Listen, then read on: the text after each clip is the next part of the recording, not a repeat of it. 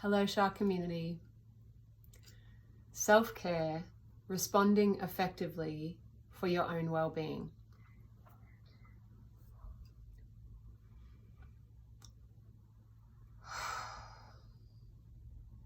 Sometimes we go through experiences in our lifetime that at the time we don't necessarily realize the impact it's had on us, and we can't always respond effectively for our own selves.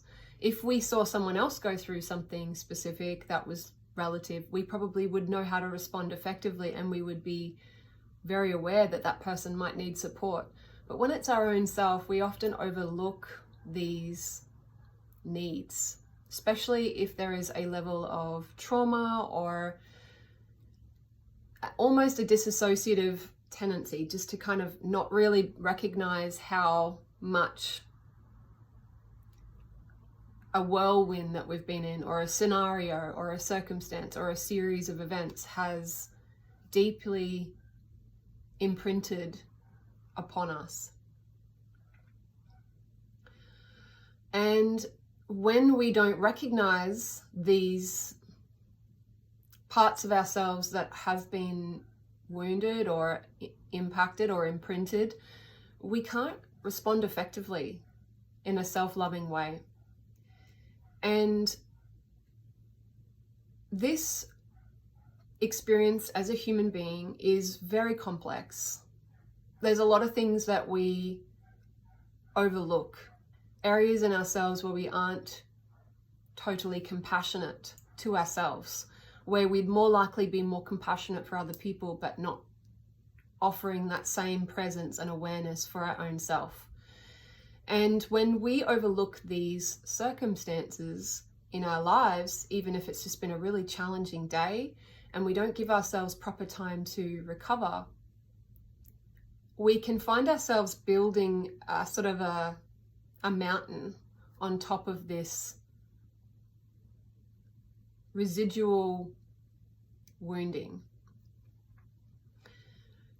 For us to respond effectively to and for ourselves, we need to see the impact that it's had on us. We need to look at it in its full entirety. We need to be giving ourselves permission to respond to that situation, to be present with that situation, and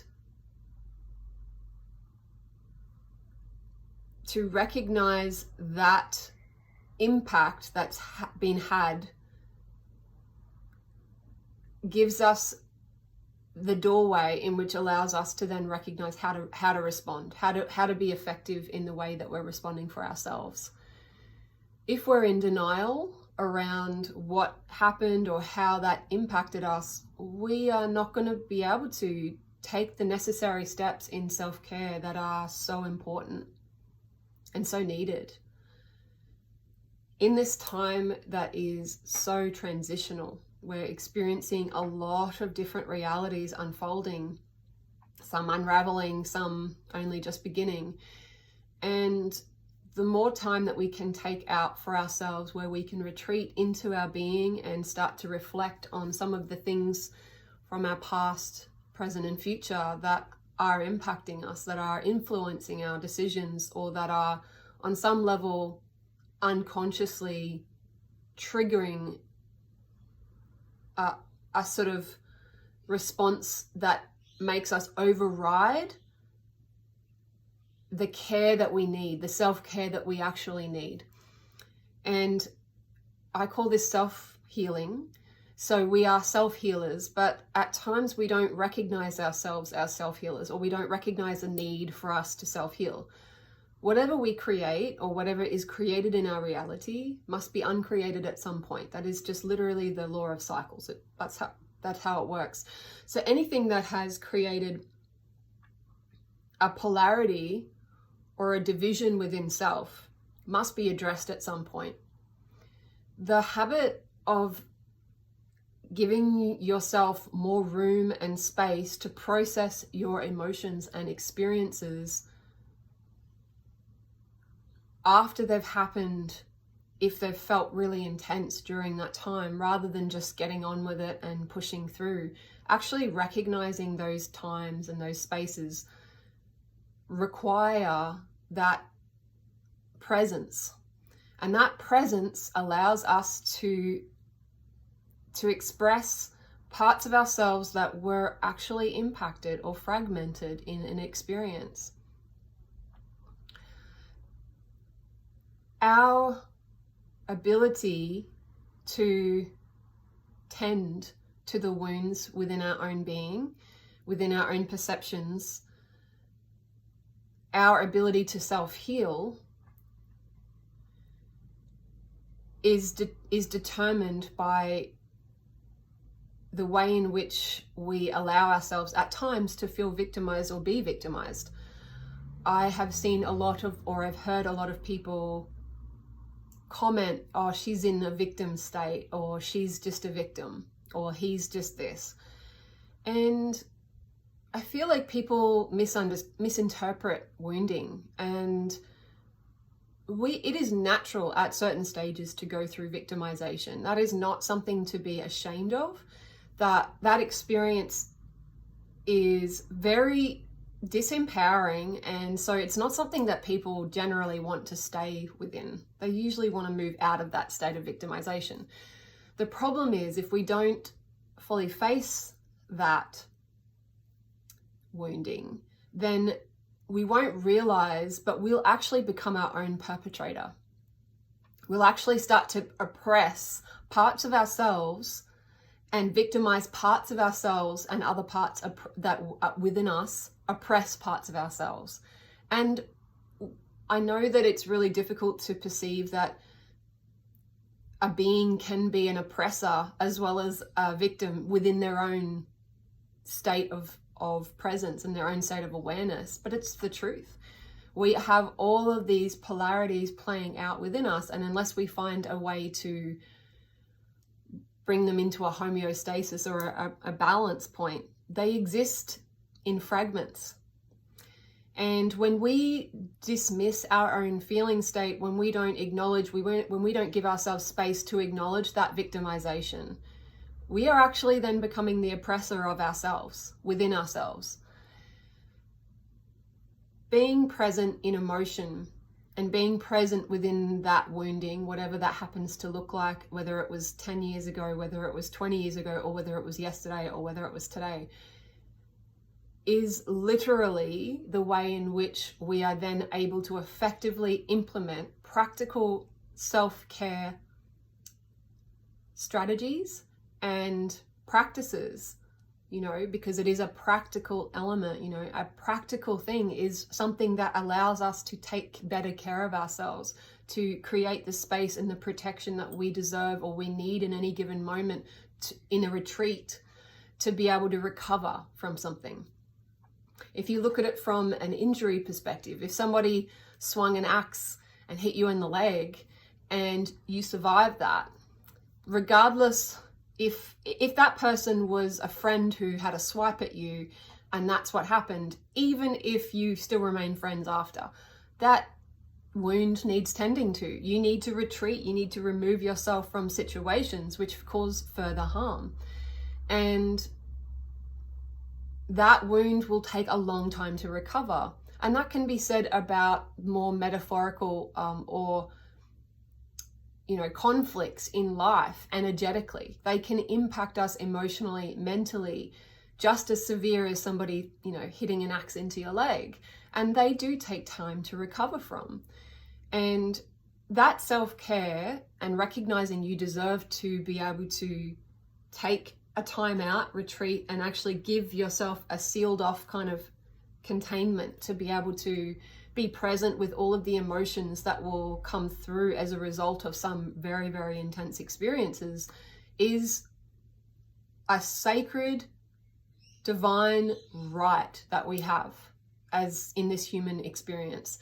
That just because somebody else wants us to work on their timeline, in terms of them, that maybe they've, you know, apologized. Maybe they're like, I'm so sorry what's happened, but you've still got this residual pain from the experience, and it can't just be washed away by a sorry at that particular time. It's not to say that you can't recognize that person, you know, has regret about what they've done, but it's really important that you give yourself full permission to take as much time in that space of healing as possible.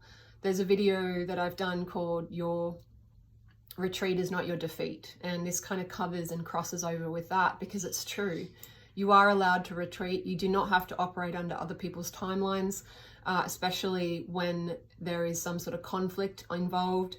You can take time out to recover from something. You do not have to, you know, cater to somebody else's fragile ego or fragile sense of self. Your role is to take care of yourself so fully that you lead by example. And when you do that, other people around them can sort out their own sort of stuff, and you live by your own truth. The only way to truly self-care in these experiences is to retreat. You can't, while you're continually fighting a battle, or while you're continually dealing with the outer world, when you're in a wounded or polarized state, it only creates further fragmentation for your own being. And the quicker and the more deeply held space that you create for yourself to recover, the better you're going to be in the long run.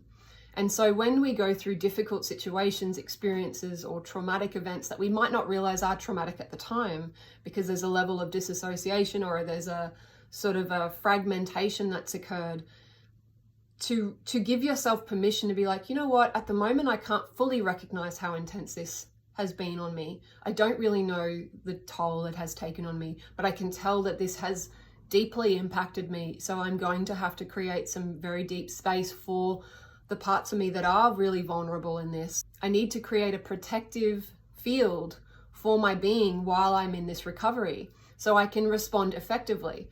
Responding effectively would be practical things like making sure you have a retreat space, making sure you have proper rest after a really traumatic or intense experience, or when things start to come up, that you take that space, making sure that you have proper meals each day and that you are feeding yourself, that you are drinking enough water. Your body needs more practical, earthly kind of functional steps in place when you're in a place of vulnerability and in recovery from something. And the more that we recognize this earlier on, the better chance we have of actually recovering and rebuilding ourselves and giving ourselves the space and protection. So rather than the perpetrator within suppressing the vulnerable aspects within, the strength actually comes from creating a protective shield and realm for the vulnerability to exist in a very safe way, where that can be, where all the different thoughts and feelings are going to come up in whatever process, and that's going to look messy, and that's totally fine, because that's part of this kind of cauldron being stirred and you being present within that fully and not suppressing and ignoring parts of that experience. So effective decisions, effective choices are rooted within the physical realm in terms of self-care, the physical elements, your body being fed, your body needing, you know, whether it's honey or some sort of maple or some sort of juice which feeds your brain, which helps your brain cope with the influx of whatever's going on, supporting your body with good wholesome food, or making sure you at least have some food and not, you know, dismiss that part of your human experience when you're going through these, I guess, recovery stages. When we've done some heavy lifting in life, whether that's, you know, literal heavy lifting or metaphorical heavy lifting, the body needs time to recover, especially if you've been challenged in areas where there were already injuries. So that could be literally physically, like talking about the physical body, But we also extend that out to spiritually, mentally, emotionally. If you've had trauma from a childhood and you've had an experience which has deeply triggered a lot of things that you didn't realize were as deep as what they are now coming up as, that is going to take time to recover from, and that pre-injury is going to make it even deeper to recover from. And so giving yourself plenty of space, plenty of self-care through effective, practical means is a really important part of this human experience. And I think, maybe in times past where that survival was a constant state of awareness, we're now dealing with, there are certain places in the world where absolutely there's 100% survival. But I'm talking more in terms of, living a fairly predictable experience in a culture that is fairly predictable, and maybe going through something very unpredictable or very intense, and it either dredging up an injury from the past, or bringing up some new kind of injury situation. And that recovery is your divine right. You deserve to take the time, space, the measures in which help protect you to be able to recover from that. No matter what people say around you, no matter how people think, oh, you should be over this by now, suppressing the victim within you doesn't actually help the victim within you heal.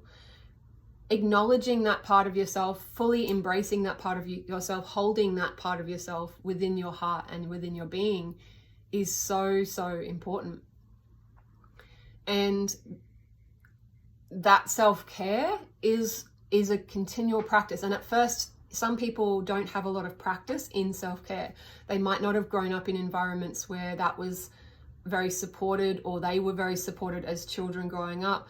And so it's something that probably feels very intense for some people to learn how to practically take care of themselves. It might even feel selfish to take care of oneself after having a lifetime of learning to take care of other people first and foremost. Especially, I've seen this a lot with healers or people who work in professions around healing. They often will drop everything that they're doing to rescue or support someone. And at times it'll put them in harm's way. And if they've got pre-existing injuries, they'll put themselves in situations which actually further put them at risk on an emotional, mental, spiritual, physical level. And that's when we get into these dynamics often where an empath will be in a dynamic with sort of a more narcissistic persona, and will keep giving and giving and giving, and will not be able to recognize the limit or their own human limits in that. And they sort of go through burnout eventually. That's actually a real thing that happens very regularly. And it's about recognizing that you have every right to seal yourself off and close off from energies that are destructive for your own being, that are interfering with your own healing, that are somehow draining you or emotionally like parasitical in nature. And recognizing when these things are starting to unfold, the more that we give ourselves the space to fully recognize when it's unfolding or when it has happened in our lives and where we have blind spots in our reality, the more we are able to become fully committed, anchored, very self-aware self-healers. So self-healing alchemy is really recognizing our divine responsibility in taking our own sovereign connection with Great Spirit and deciding, hey, you know what? I am allowed to, and I have every right to take care of myself in a way which will allow me to lead by example in a much bigger way. It'll allow me to be far more in tune and aligned with the will of God or Great Spirit, which I've talked about in It's Your Time to Align. That goes into, finding that alignment, letting go of needing to know everything, and learning how to find that attunement in the here and now, so we can sort of release what no longer is right for us and not get caught up in the sort of lower level storylines or even in the lower will, and sort of learn to surrender our lower will with our higher will and come into an alignment space with divine will within Great Spirit's kingdom, within our own kingdom in reflection and in communion with Great Spirit's kingdom.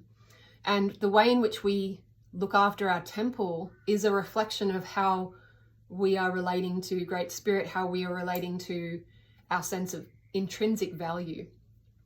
And your intrinsic value can never be negotiated by anyone else. It can never be something that you put on the table and gamble. It is always infinitely, abundantly connected to your source connection or your source presence, and nothing or nobody can negate that. It doesn't matter what people say or how people devalue you. Your intrinsic value is untouchable and unharmable behind all of the different human experiences that are very, very intense and confronting. So making effective decisions is a practical commitment to living in the human experience and recognizing our divine responsibility and deserving our divine responsibility and our true deserving of healing with Great Spirit. Thank you so much. Lots of love.